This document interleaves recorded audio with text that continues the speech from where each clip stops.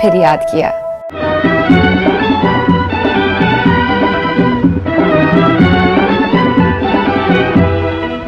Hello, आदाब, नमस्कार, सत श्री अकाल, प्रणाम। शिवा इमोशनली आई म्यूजिकली और आप सभी का तहे दिल से खैर मकदम करती हैं। जाना ना दिल से दूर, आँखों से दूर जाके। 1940 और 1950 के दशक में जिन्होंने अपनी मौसीकी से हिंदुस्तानी सिनेमा पर राज किया, बहुत ही बड़े मकबूल तरीन गाने इन्होंने दिए, इतना जबरदस्त संगीत इन्होंने हमें दिया, इतनी जबरदस्त मौसीकी दी कि आज भी इनकी मौसीकी यादगार है और हमेशा यादगार रहेगी।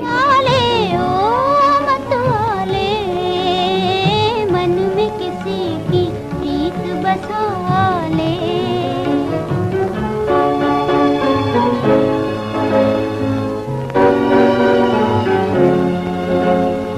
नौजवान दिलों की धड़कन है इनकी मौसीकी, जिसमें दर्द है, जिसमें सब कुछ है जो हर एक सुनने का ख्वाहिशमंद है। वापस ले ले ये जवानी, वापस ले ले ये जवानी, ओ जवानी देने वाले, वापस ले ले ये जवानी। हम आज बात करेंगे भीष्म पिता के नाम से जाने जाने वाले अनिल बिस्वास साहब पर।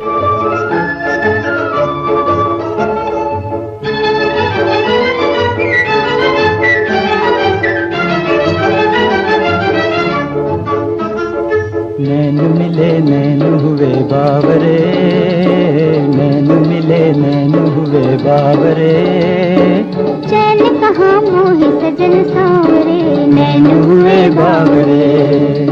आज इनकी चहेती बेटी को हम अपने इस प्रोग्राम में दावत दिए हुए हैं, शिखा वोरा बिस्वास।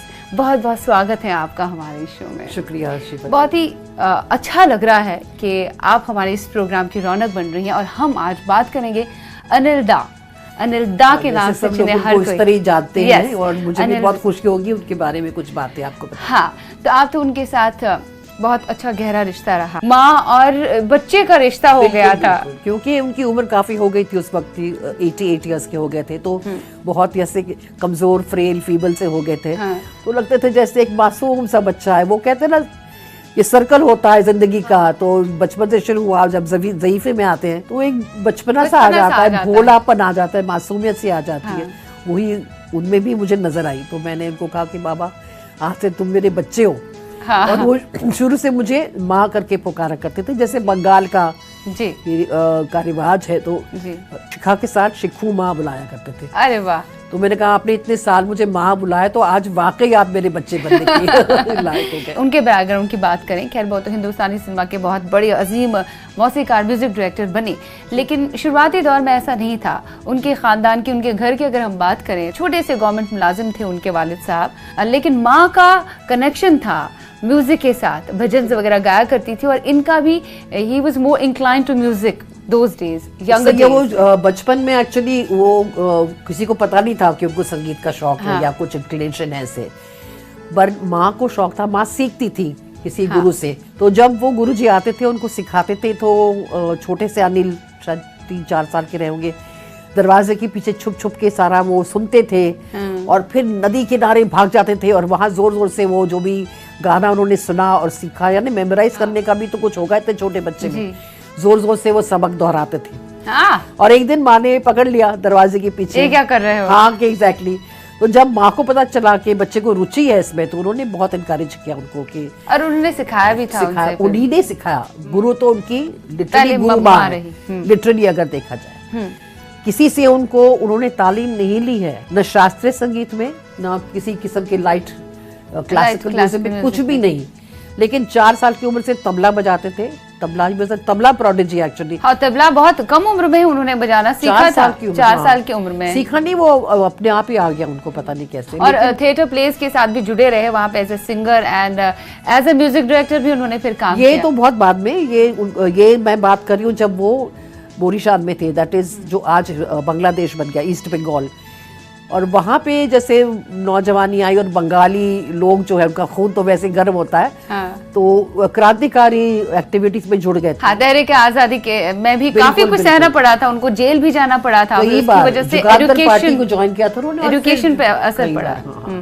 तो ऐसे हो गया, हालात ऐसे हो गए कि उनको फिर वहाँ से भागना पड़ा, पुलिस उनके पीछे पड़ गई थी। तो भाग के फिर कलकत्ता शहर आए, क्योंकि कलकत्ते में एक बड़े शहर में खो जाने का तो ज़्यादा पुलिस आपको पकड़ेगी नहीं, आप एनोनिमस हो जाते हो, तो उनको वहाँ भेज दिया गया। और वहाँ पे उनके बचपन के दोस्त थे पन्नालाल घोष जी, आप जानते हो, मशहूर बांसुरी वादक बन गए बाद में। तो उन्होंने बहुत सहारा दिया उनको, उन्होंने यानी कि दोस्ती अच्छी निभाई, कई जगह उनको छोटे मोटे काम दिलवाए, ट्यूशंस करना ये वो। हाँ, एक प्राइवेट स्कूल में टीचर की हैसियत से भी उन्होंने काम किया था। जमींदारों के, यानी हमारे यहाँ जो बंगाल में बोलते हैं भद्रलोक, हाँ, यानी अच्छे जेंटलमैनली लोग, खानदानी, उनके यहाँ बच्चों को सिखाने का उनको मौका मिला। और कभी तो यानी ऐसे हो गए थे हालात के इसी ढाबे में, एक चाय के ढाबे में भी उन्होंने झूठे बर्तन तक साफ किए। राही मत वाले तू छेड़ कुबार मन का सितार, जाने कब चोरी चोरी आई है बाहर, छेड़ मन का सितार राही मत वाले।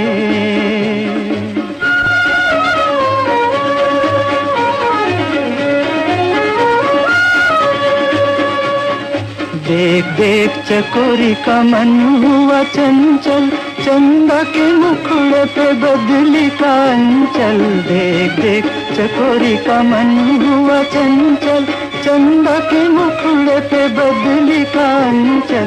कभी छुपे कभी खिले रूप का निखार, खिले रूप का निखार राही मत वाले।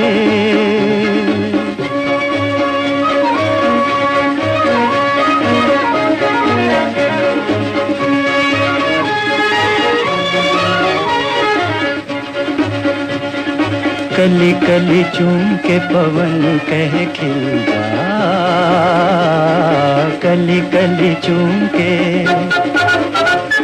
खिली कली भोर से कहे आके मिल जा, पिया मिल जा, कली कली चूम के। दिल ने सुनी कहीं दिल की पुकार, दिल ने सुनी कहीं दिल की पुकार, दिल की पुकार राही मत वाले।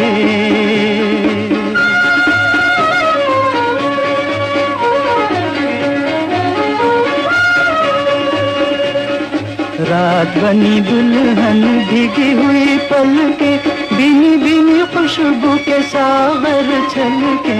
रात बनी दुल्हन भीगी हुई पलके, बिनी बिनी खुशबू के सागर छलके। ऐसे में नैनों से नैना हुचार, जरा नैना हुचार राही मत वाली, तू छेड़ बार मन का सितार, जाने कब चोरी चोरी आई है बाहर, छेड़ मन का सितार राही मत वाली। एक और बात है यहाँ पे कि उन्होंने हिंदुस्तानी सिनेमा में ऑर्केस्ट्रा कंडक्ट करवाए और उसको मुतारिफ करवाए, इंट्रोड्यूस करवाए हिंदुस्तानी सिनेमा में। वो तो बहुत बड़ी था बात है कि शुरू में जब फिल्में बनती थी ना शीबा, तो बहुत साधारण तरीके से बनती थी और गाने भी ऐसे ही बनते थे, ज्यादातर नाटक से ही निकालते, नाटकीय प्लेज होते थे या लिटरेचर के, जैसे न्यू थिएटर्स में बनते थे शरद चंद्र चैटर्जी के ऊपर, जो भी यानी कि लिटरेरी वर्क्स के ऊपर कहानियां बनती थी। उसमें म्यूजिक बहुत सिंप्लीफाइड होता था, ज्यादातर हारमोनियम, तबला, ट्रेडिशनल इंस्ट्रूमेंट से बनते, मिनिमल इंस्ट्रूमेंट्स का इस्तेमाल। हाँ, और ये जब कलकत्ते में, मैं आपको बता रही थी, आपने बोला मुझे कहाँ से उन्होंने ये सब हासिल किया। वो 4 साल उन्होंने रंग महल थिएटर्स में काम किया एज थिएटर कंपनी। वहीं से उनको गाने के लिए मिले, कंपोज करने के लिए भी मिले, एक्टिंग करना भी मिला, सब कुछ। और ये बहुत यहाँ मंच गए, जैसे नो मंजे में खिलाड़ी बनकर आए थे वो 1934 में बम्बई। और साथ में 4 म्यूजिशियंस को लेकर आए थे जो वेस्टर्न नोटेशंस जानते थे और वेस्टर्न इंस्ट्रूमेंट्स बजाना चाहते थे।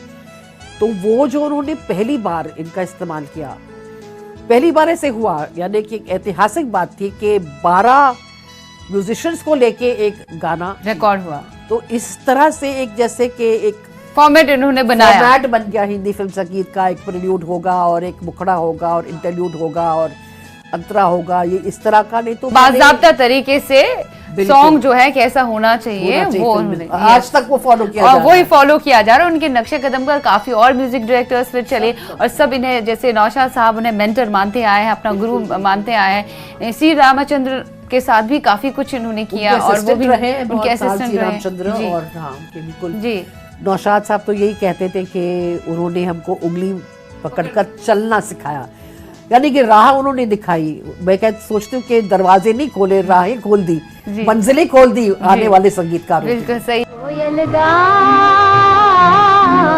रे पपी है बोल बोल बोल, पपी है बोल बोल बोल, कोयल गा रे पपी है बोल बोल बोल, पपी है बोल बोल बोल। मोरे मन की केवड़िया खोल, मोरे मन की केवड़िया खोल, पपी है बोल कोयल गा रे पपी है बोल बोल बोल, पपी है बोल बोल बोल, कोयल गा रे। आता है कोई आता है, नया संदेशा लाता है, आता है कोई आता है, नया संदेशा लाता है। मुझको बता दे प्रीत की रीत, मुझको बता दे प्रीत की रीत, मुझको सिखा दे प्यार के बोल, पपी है बोल कोयल गा रे पपी है बोल बोल बोल, पपी है बोल बोल बोल, कोयल गा रे। काफी कुछ सहा भी, काफी कुछ झेला भी। और एक गाना ऐसा आया, सीने में से लगते हैं अरमान।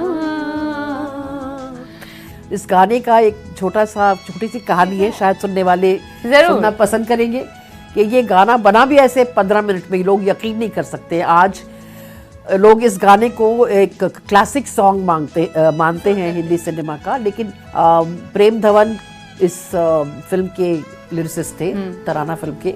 तो एक बार वो यानी कि दादर से वर्ली जा रहे थे, सुरिंदर कौर आई थी पंजाब से उनको मिलने के लिए।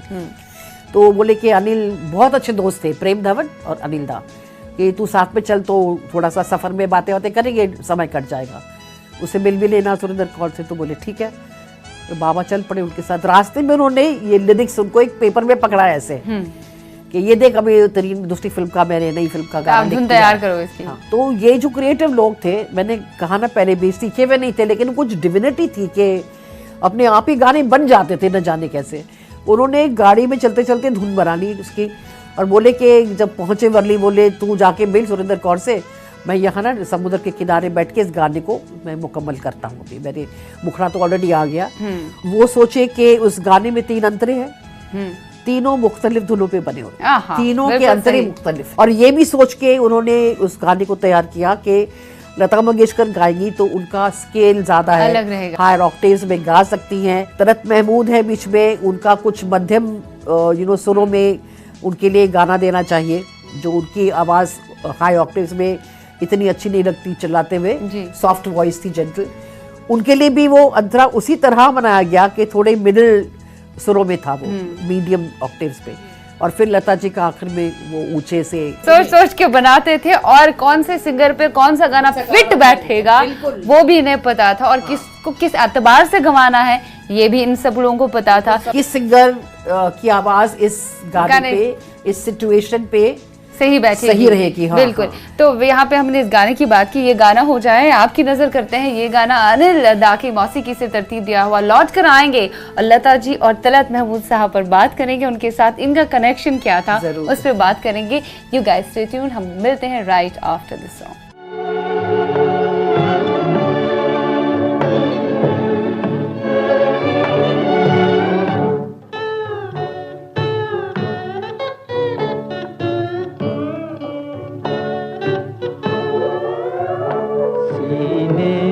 सुलगते हैं अरमान, आँखों में उदासी छाई है, ये आज तेरी दुनिया से हमें तकदीर कहाँ ले आई है, सीने में सुलगते हैं अरमान।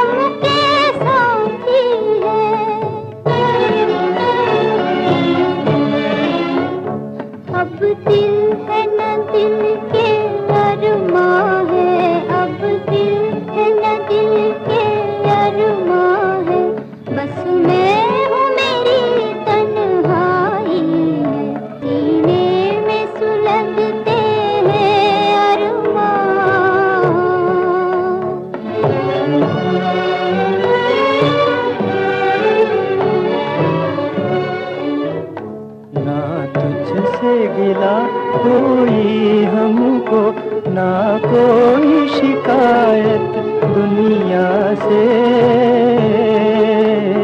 दो चार कदम जब मंजिल थी, दो चार कदम जब मंजिल थी, किस्मत ने ठोकर खाई है, सीने में सुलगते हैं अरमान।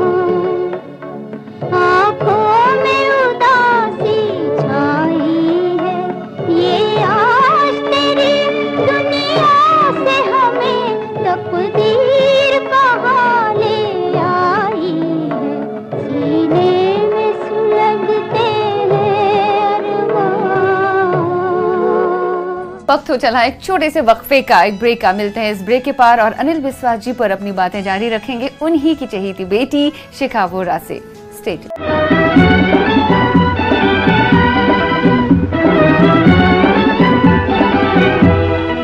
ब्रेक के बाद आप सभी का तहे दिल से इस्तकबाल है। बातें कर रहे हैं हम अनिल बिस्वास जी के संगीत की, उनकी मौसीकी की, जो सर चढ़ के बोला है। बहुत बेहतरीन उन्होंने नगमे दिए हैं, हिट म्यूजिक दिए हैं। बड़े बड़े दिग्गज मौसीकार उनके नक्शे कदम पर आगे चले, उन्हें अपना गुरु मानते आए हैं और कई सारे सिंगर्स को उन्होंने मुतारिफ करवाए हिंदुस्तानी सिनेमा में। अगर उनको जिंदगी के करियर के पहले हिट गाने मिले तो अनिल बिस्वास जी की ही बदौलत ही मिले। और हाँ, हमने पहले बात की थी उनके लाइफ का टर्निंग पॉइंट, किस्मत की हमने बात की थी। किस्मत की वजह से एक नया आयाम आया और हर एक की जुबान पर उन्हीं का नाम आया, अनिल बिस्वास जी का।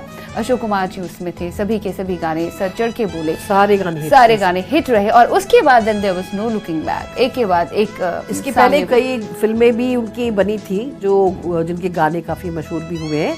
वो पीरियड दौर था सागर मूवी टोन और नेशनल स्टूडियोज के साथ, जब उन्होंने महबूब खान के साथ काफी काम किया। वो जो दौर हम उसको ऐसे नहीं नजरअंदाज कर सकते, क्योंकि इट वॉज एक क्लाइंबिंग प्रोसीजर था। जब वो चोटी पर पहुंचना, पिनिकल पे पहुंचा किस्मत के साथ। लेकिन जागीरदार फिल्म 1937 में काफी मशहूरी, औरत फिल्म के गाने बहुत मशहूर हुए। और उसके बाद रोटी, जिसमें उन्होंने पहली बार अख्तरी भाई फैजाबादी को गवाया था, जो बाद में बेगम अख्तर के नाम से जानी जाने लगी। और बिल्कुल तो सितारा देवी को गवाया था, जो कथक डांसर बनी। यानी बहुत अलग अलग आवाजें। हाँ, जहाँ उन्हें लगता था कि किसी में कोई क्वालिटी है वो मुझे निकालना है, और आपके अंदर भी उन्होंने इस तरह की क्वालिटी देखी और वो निकालनी चाहिए।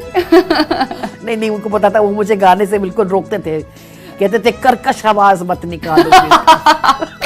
मेरे रोंगटे खड़े हो रहे हैं। बहुत कितना डिस्करेज किया। तो हम लोग क्या करते थे, लता मंगेशकर नहीं कर्कश आवाज मुझे समझ नहीं आया, मुझे तो सुनाना ही पड़ेगा आपको। नहीं सुनिए, मजा ही आई। हमारे लिए लता मंगेशकर रोल मॉडल थी। अब लता मंगेशकर की आवाज बहुत अच्छी, यानी कि तो हम थोड़ा फॉल्सेटो में गाते थे उनकी नकल करते हुए। हमारे हाँ। तो कैसे अजीब से लगेगा ना, पंछी बनो ऐसे गाते थे मिमिक करके।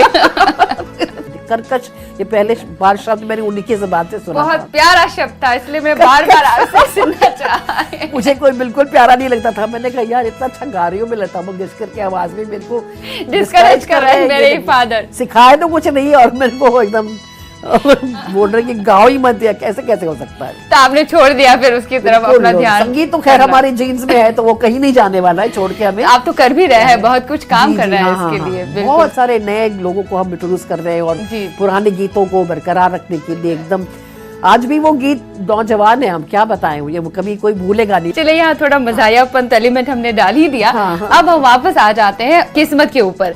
आपने उससे पहले भी बात की थी, उसके पहले उनके वो जो दौर था, उनके काम को हम नजरअंदाज नहीं कर सकते। तो बहुत ही देविका उम्दा। रानी ने उनको अप्रोच किया था टू जॉइन बॉम्बे टॉकीज, क्योंकि उनकी डेथ के बाद, हिमांशु राय के डेथ के बाद थोड़ा सा वो ये हो रहा था बॉम्बे टॉकीज का, यानी कि जो स्ट्रेंथ था वो कमजोर हो रहा था। तो लेकिन उस वक्त वो नेशनल स्टूडियोज के साथ कॉन्ट्रैक्टेड थे, तो इसलिए अनुबंधित क्या कहते हैं उसको, कॉन्ट्रैक्टेड थे, तो नहीं कर पाए थे। तो उन्होंने एक फिल्म की थी उनके लिए बसंत, जिसमें एक्चुअली पन्नालाल घोष का नाम दिया गया, लेकिन गाने सब अनिल डा के बनाए हुए थे।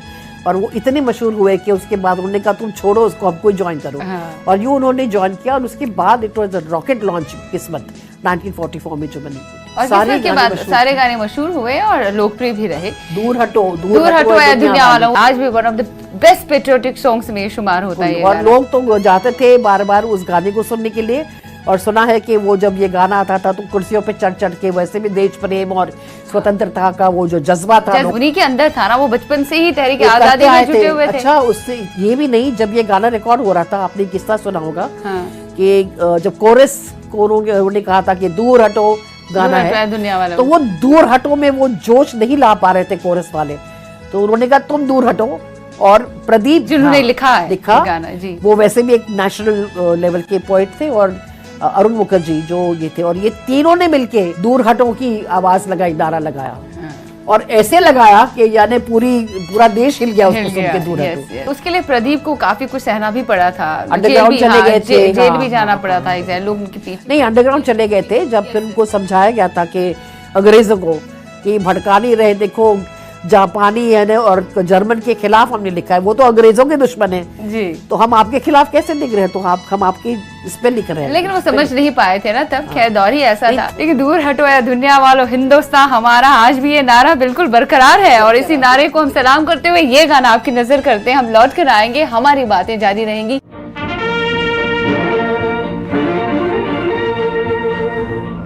आज हिमालय की चोटी से फिर हमने ललकारा है, आज हिमालय की चोटी से फिर हमने ललकारा है। दूर हटो दूर हटो दूर हटो है दुनिया वालों, हिंदुस्तान हमारा है। दूर हटो है दुनिया वालों, हिंदुस्तान हमारा है।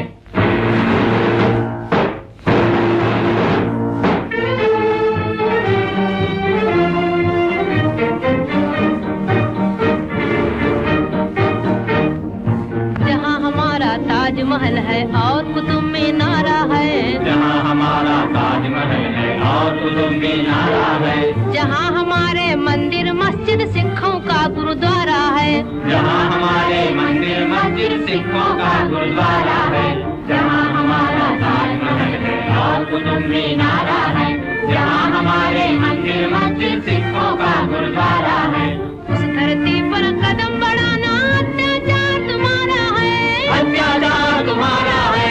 दूर हटो दूर हटो दूर हटो है दुनिया वालों, हिंदुस्तान हमारा है। दूर हटो है दुनिया वालों, हिंदुस्तान हमारा है। आज हिमालय की चोटी से फिर हमने ललकारा है, आज हिमालय की चोटी से फिर हमने ललकारा है। दूर हटो दूर हटो दूर हटो है दुनिया वालों, हिंदुस्तान हमारा है।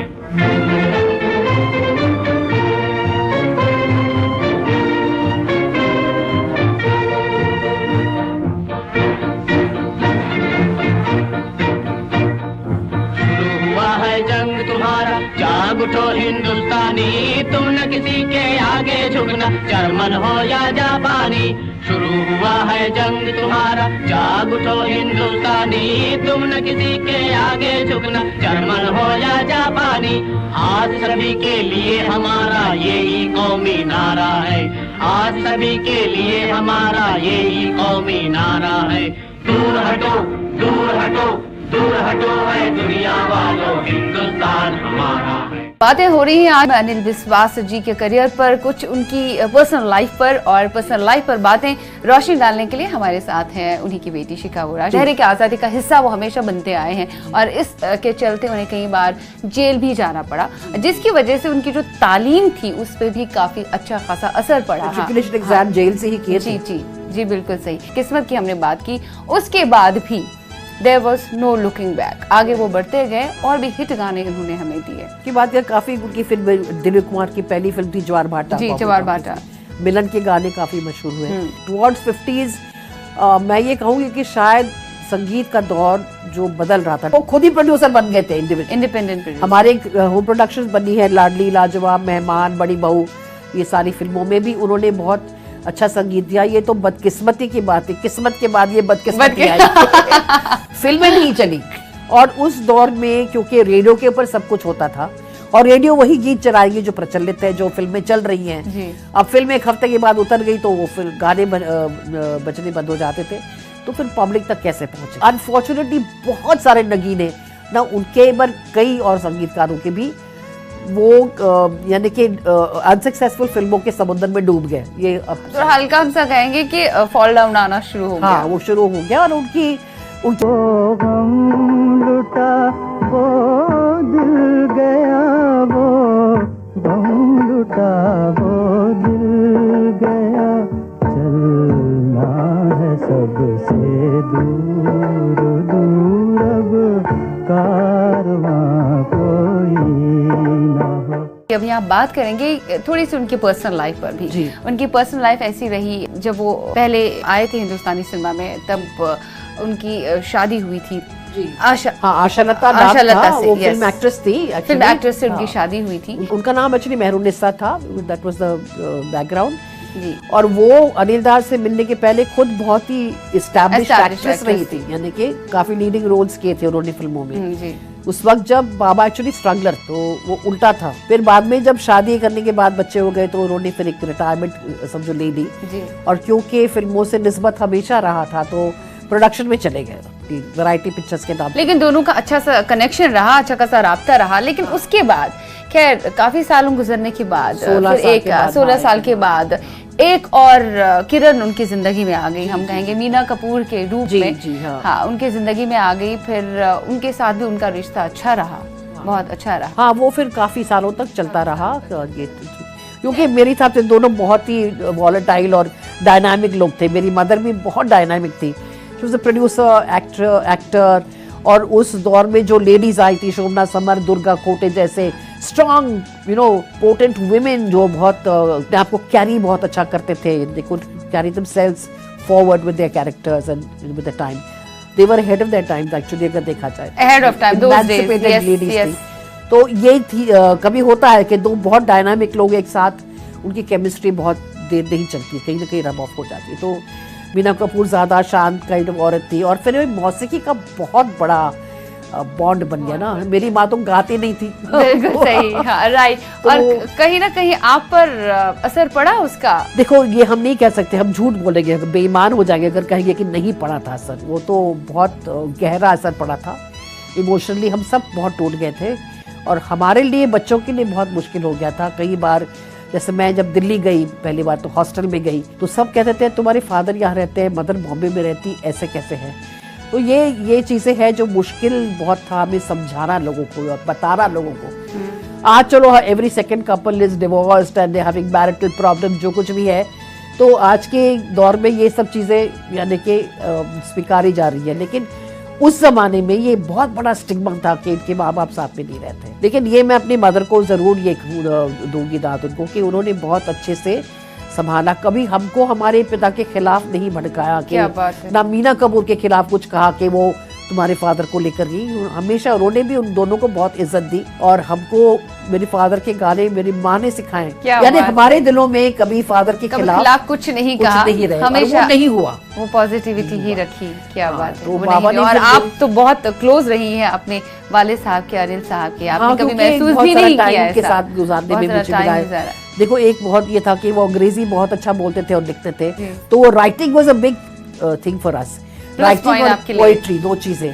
वो खुद भी बहुत अच्छे गीत लिखते थे, मुझे भी पोएट्री का शौक था, तो इस यानी लिटरेरी एक और लैंग्वेज के दो स्तरों पे हम लोग बहुत अच्छा हमारा राब्ता अच्छा रहा, कनेक्टिविटी कनेक्टिविटी बहुत अच्छी रही है। बिल्कुल, और वो बहुत सिखाते थे मुझे, हाँ बहुत सिखाते थे। स्क्रैबल खेलते वक्त नए शब्दों को इंट्रोड्यूस करना और नए शब्द सीखने के तरीके भी कुछ अलग खेल खेल में थे कि चलो आज हम ये खेल खेलेंगे, आज सारे वर्ड्स एंडिंग विद ATE हम सीखेंगे। तो इस तरह का सीखना हमारे लिए बहुत इंटरेस्टिंग लगा। हाँ, उन्होंने अपब्रिंगिंग बहुत अच्छी आपको दी, लेकिन खुद भी बहुत वो सादा पसंद थे, सादा परस्त थे। उनका खुद का रुझान गजल की और भी था, बहुत ज्यादा है ना। ये कैसे हुआ मुझे भी समझ नहीं आता है, क्योंकि बंगाली है और बंगाली लोगों की कहते हैं ना वो डिक्शन भी सही नहीं होती, लेकिन उर्दू बहुत अच्छा बोलते थे और without trace of an accent. वो जानते भी थे उर्दू, यानी बहुत सारे यानी लफ्ज़ों के बारे में सिखाते थे हमें और लिखते थे भी खुद गज़लें। पता नहीं क्या उनको शौक था गज़लों का, उन्होंने किताब भी निकाली है गज़लों के ऊपर। क्या बात है, बंगला में है गज़लें रॉन्ग जी, जिसमें उन्होंने सारे मशहूर गज़लों का अनुवाद किया है बंगला में। क्या बात है, बंगला में अनुवाद। ये कुछ ऐसी चीजें हैं जो हम लोगों को पता नहीं होती है इन लेजेंडरी संगीतकारों के बारे में, या उस दौर में हिंदुस्तानी सिनेमा की जो नींव कहेंगे हम, जिन्होंने हिंदुस्तानी सिनेमा की नींव रखी, उसे मकबूल बनाया, संगीत को अमर बनाया। गीतकार भी ऐसे रहे हैं जिन्होंने गीतों को अमर बनाया। आप सोचिए कि ऐसा कैसे हुआ। मैं हमेशा सबसे कहती हूँ कभी सोचे यार, कुछ पता नहीं ईश्वर ने क्या षड्यंत्र रचा है ये। आप सोचिए कभी इस बारे में, सबसे बेहतरीन लिखने वाले उसी जमाने तक के, उसी दौर के, उस सब एक साथ कैसे पृथ्वी पे आ गए। कभी मैं इसकी अजूबा था ये तो, इतने सारे अजूबे एक साथ और ऐसा अजूबा पैदा किया कि आज भी वो गाने जो है वो हर दिल अजीज हैं और हमेशा याद किए जाएंगे। बिल्कुल, और याद किए जाते हैं। हाँ बिल्कुल भूलेंगे नहीं। एक और नौजवान लोग भी गाते हैं इनको, बिल्कुल सही, बहुत, यानी ऐसा नहीं कि it's a matter of age और जनरेशन, जी, it's a matter of taste. बिल्कुल, जो मेलोडी है उन गीतों में तो सदा बाहर रहेंगी और सदा बाहर ही रहेंगे। फिलहाल एक और नगमा की नजर करते हैं, लौट कर आएंगे उनके कुछ और पहलुओं पे बात करते हैं। लाइक खाने का शौक, शिकार का शौक था, और किस चीज का शौक क्या क्या पका के खिलाते थे, उससे बात करेंगे। You stay tuned.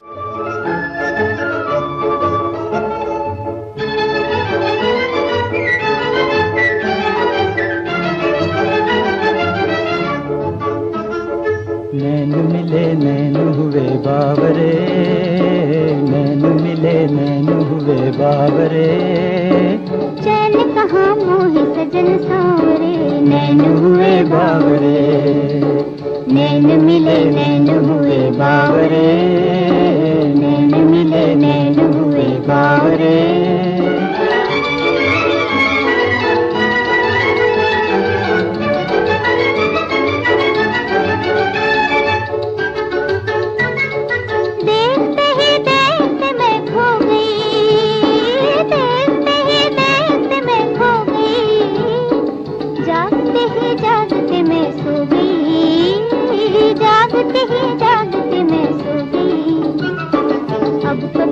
जागना ना चाहूँ रे, अब कभी मैं जागना ना चाहूँ रे, नैन हुए बावरे।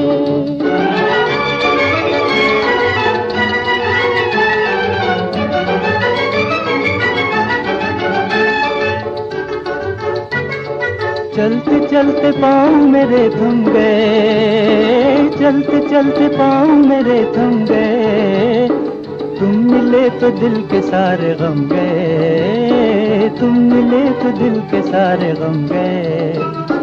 मिल गई जुल्फों की ठंडी छाँव रे, मिल गई जुल्फों की ठंडी छाँव रे, नैन हुए बावरे।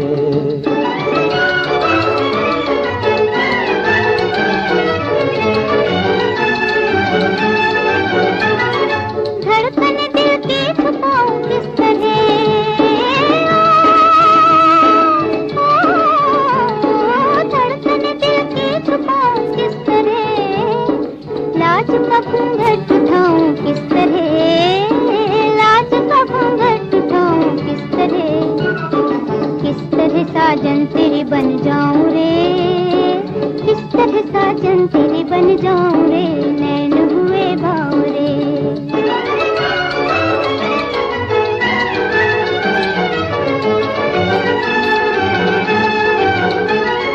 नैन से नैना तेरे कुछ कह गए,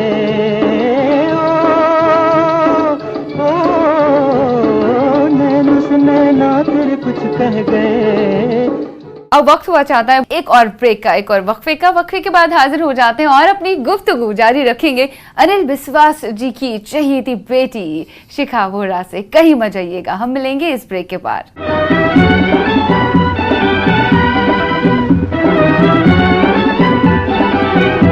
के बाद आप सभी का तहे दिल से खैर मकदम है। आज हम बात कर रहे हैं हिंदुस्तानी सिनेमा के अजीम मौसीकार, संगीतकार, बहुत ही बढ़िया संगीतकार अनिल बिस्वास जी की।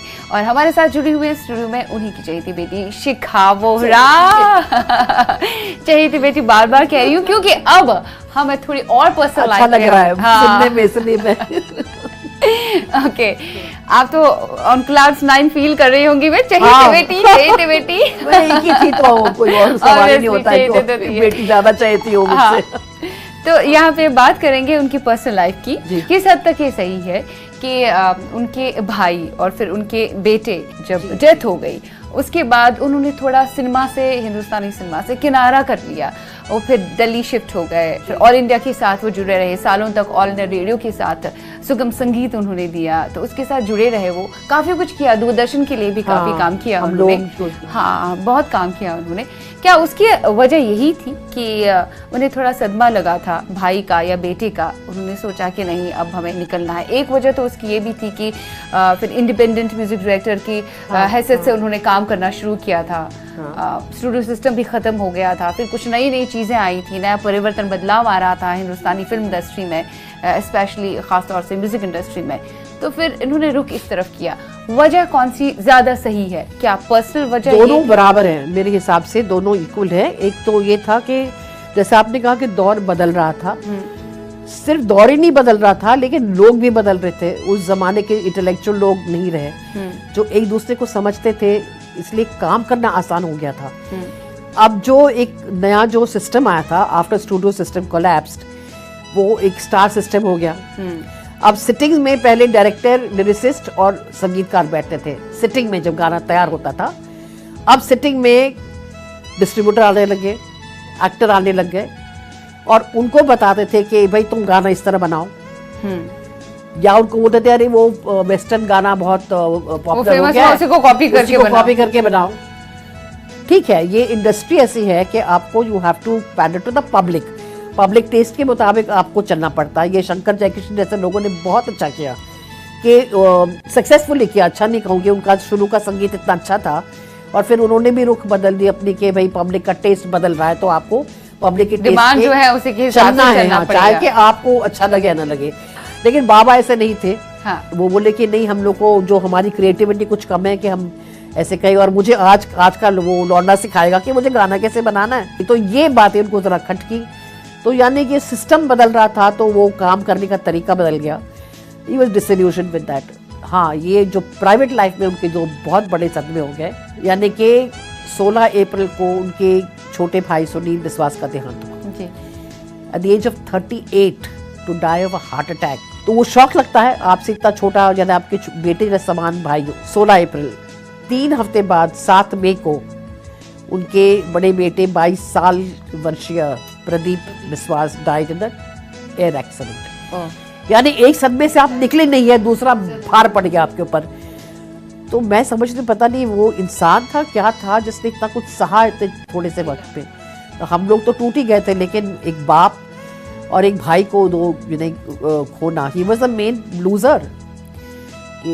तो आई थिंक वो उनसे सदमा बर्दाश्त नहीं हुआ। हमेशा डाउन टू अर्थ ही रहे, हमेशा जुड़े रहे। कभी ऐसे अपने कई संगीतकार में सुनते हो अपने गीतों के बारे में कहते हैं मेरा वो सुपरहिट सॉन्ग। हाँ। ये और दूसरी बड़ी बात इनकी ये है कि अवार्ड्स की तरफ इन्होंने कभी ध्यान ही नहीं किया, ना ही गौर किया, नहीं तो इनको फाल्के अवार्ड से सम्मानित होना चाहिए, इनको पद्मश्री अवार्ड से सम्मानित होना चाहिए था।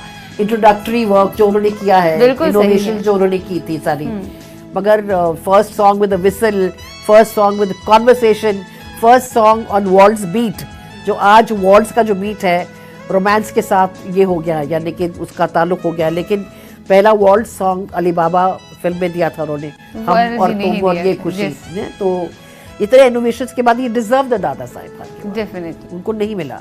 जी। लेकिन वो हमेशा कहते थे एक बात के, अगर मेरे संगीत ने एक भी दिल को छुआ है, एक तो मैंने भी दिल को छुआ हजारों तो अवार्ड मेरा अपने award नाम मिल गया कर, मुझे। बिल्कुल सही। then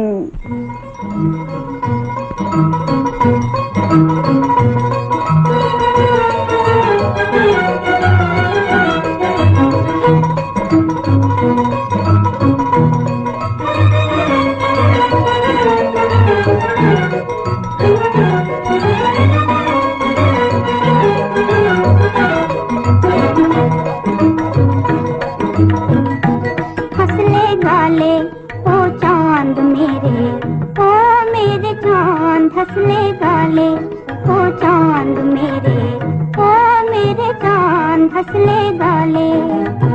तारों के संग रास रचा ले हंसले गाले, तारों के संग रास रचा ले हंसले गाले। ओ चांद मेरे, ओ मेरे चांद हंसले गाले।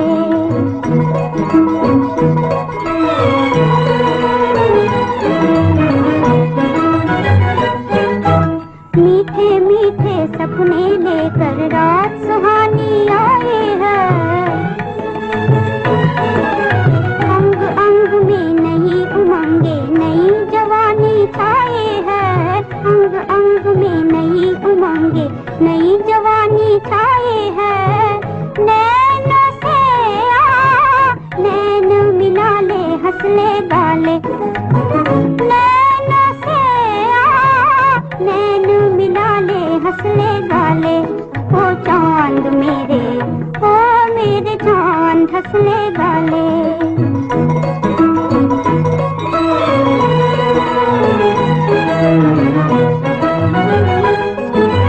सब दुनिया हंस पड़ती है जब तू आकर मुस्कुराता है, दिल की धड़कन कहती है कोई दिल में बसता जाता है, कोई दिल में बसता जाता है। अब इस दिल को कौन संभाले हंसले गाले, अब इस दिल को कौन संभाले हंसले गाले। ओ चांद मेरे, ओ मेरे चांद हंसले गाले, ओ चांद मेरे, ओ मेरे चांद हंसले गाले, ओ चांद हंसले गाले।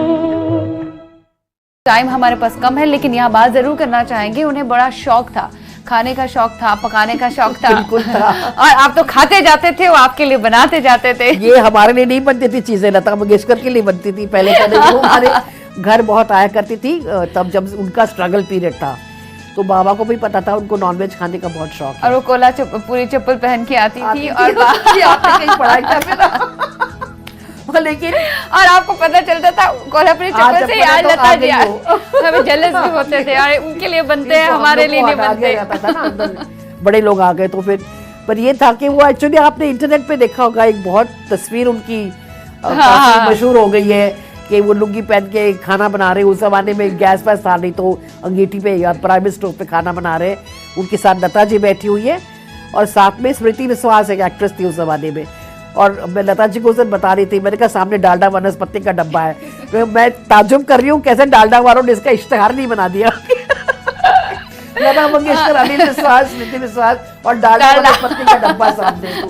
वो इतने प्यारी तरीके से हंसी लता जी ये सुनकर ना, बहुत दिल खुश हो गया, आनंद हो गया। उनके साथ बहुत अच्छा कनेक्शन था उनका। बहुत अच्छा लगा आपके साथ बात करते हुए, बहुत ही मजा आया वाकई में। हम उम्मीद करेंगे कि आइंदा भी हम अनिल विश्वास पे कुछ बात करेंगे, थोड़ा फुर्सत के लम्हात बिताएंगे और कुछ और चुनिंदा बातों को हम नाजरीन के सामने रखेंगे। फिलहाल बहुत बहुत शुक्रिया, थैंक यू। बुलाइएगा जरूर, दावत जरूर, हम दौड़े चले आएंगे। बहुत बहुत शुक्रिया, अच्छे धागे से बंधे। क्या बात है, बहुत बहुत शुक्रिया, बहुत मजा आया आपसे बात करते हुए। उम्मीद करती हूँ आपको आज का प्रोग्राम अनिल विश्वास पर बहुत पसंद आ गया होगा। हमें लिखिएगा जरूर। मौसीकी सुनने की आदत डालिए, फायदे में रहेंगे। खुदा हाफिज बनाओ।